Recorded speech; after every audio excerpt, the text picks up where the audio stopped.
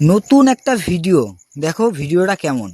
আমি প্রথমে বেবিটাকে নিলাম হাতে নিয়ে, ওর ঠোঁটটাকে আমার মুখের ভেতর ঢোকালাম। কারণ কি, আমি একটুখানি গম চিবিয়ে রেখেছিলাম যাতে ও ওই গমটাকে খেতে পারে আমার মুখের ভেতর থেকে। তোমরা ভাবতেই পারো যে নরেনদা কি পাগল হয়ে গেল? ওর তো মা আছে।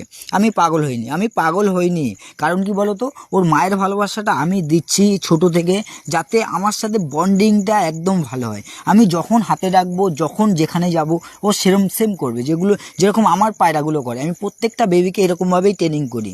আমি গম চিবিয়ে ওর মুখে দিয়েছি, ও কিন্তু দিব্যি সুন্দরভাবে খাচ্ছে। তোমরা ভাবছো যে ওর লালাটা আমার মুখে লাগবে? একদমই না, একদমই না। সেরকমভাবেই মানে আমি গমটা নিয়েছি। দেখো, এগুলো হ্যাবিট, এটা হচ্ছে আমার হ্যাবিট। কারণ কি বলো তো, আমি পশু পাখি পুষতে পুষতে না, আমার এগুলো এখন ঘৃণা লাগে না। তোমাদের হয়তো লাগতে পারে ভিডিওটা দেখে ঘৃণা, কিন্তু ভিডিওটা যদি যারা দেখবে তারা অনেক কিছু বুঝবে। যারা পায়রা পাখি পোষে তাদের কিন্তু এই জিনিসটা সব সময় ভালো লাগবে যে নরেনদা কী করছে। দেখো, বেবিটাকে আমি যতবার মুখে দিচ্ছি ততবার কিন্তু ও মুখের ভিতরে ঠোঁটটা ঢুকিয়ে খাবারটা খাচ্ছে। কারণ কি বলতো, এটা হচ্ছে মাতৃত্বের স্বাদ।